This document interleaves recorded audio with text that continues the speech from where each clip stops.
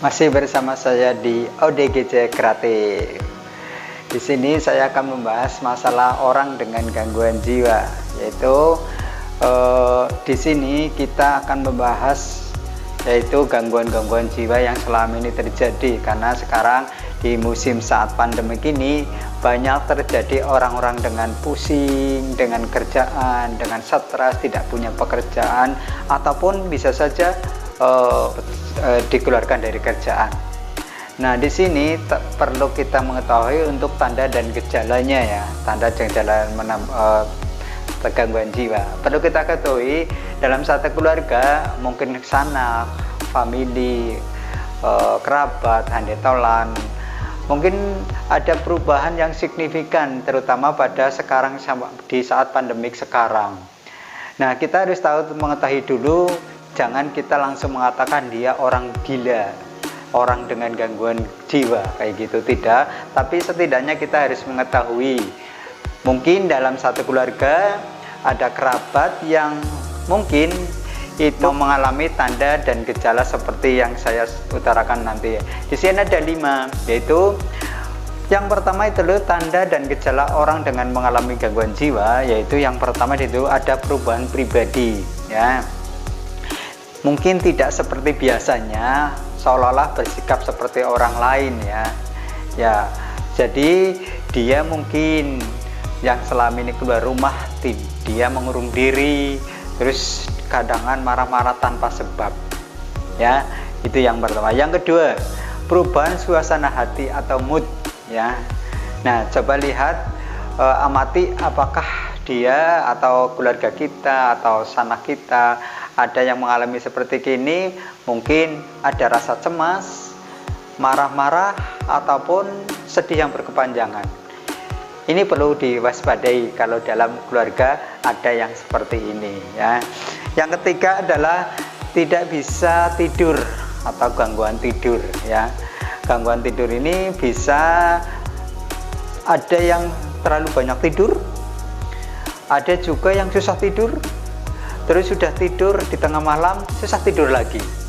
Nah, di sini harus kita tahu bahwa memang orang yang dengan cemas ataupun dengan gangguan jiwa itu biasanya ada yang susah tidur kayak gitu ya. Yang selanjutnya, keempat adalah tidak bisa berkonsentrasi. Nah, sulit mengingat sesuatu, tidak bisa berkonsentrasi, dan bahkan tidak bisa berpikir secara logis. Tadi saya dari mana, mau kemana, dia malah bingung sendiri. Nah, ini di keluarga harus kita waspadai, karena di sini penting biar kita tahu bahwa dia memang susah untuk berkonsentrasi, dan di sini harus kita tahu ya. Yang kelima adalah melakukan yang membahayakan. Contohnya membahayakan adalah dia membawa benda tajam kayak gitu, atau bahkan bisa ada yang dia percobaan bunuh diri. Nah, di sini perlu diwaspadai, karena dengan begitu kita tahu bahwa dalam keluarga ini kita tidak harus langsung menuduh dia gangguan jiwa. Hal apa yang perlu dilakukan? Yang utama, yang pertama adalah melakukan menangani secara cepat atau secara dini. Kita membawa yang pertama adalah ke petugas kesehatan, ke Vaskes atau fasilitas kesehatan, ke puskesmas atau ke rumah sakit.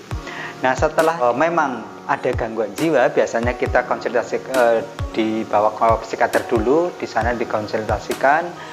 Nah, kalau toh memang dia benar dengan gangguan jiwa, setidaknya keluarga harus melakukan kontrol rutin. Nah, dengan begitu kita bisa melakukan untuk hal ini karena mau tidak mau sekarang adalah kita jadi tahu bahwa orang tanda gejala gangguan jiwa itu ada 5 ini. Nah, di sini sedikit pengalaman ataupun ilmu yang harus kita sedikit tahu bahwa orang gangguan jiwa itu memang ada tanda dan gejalanya.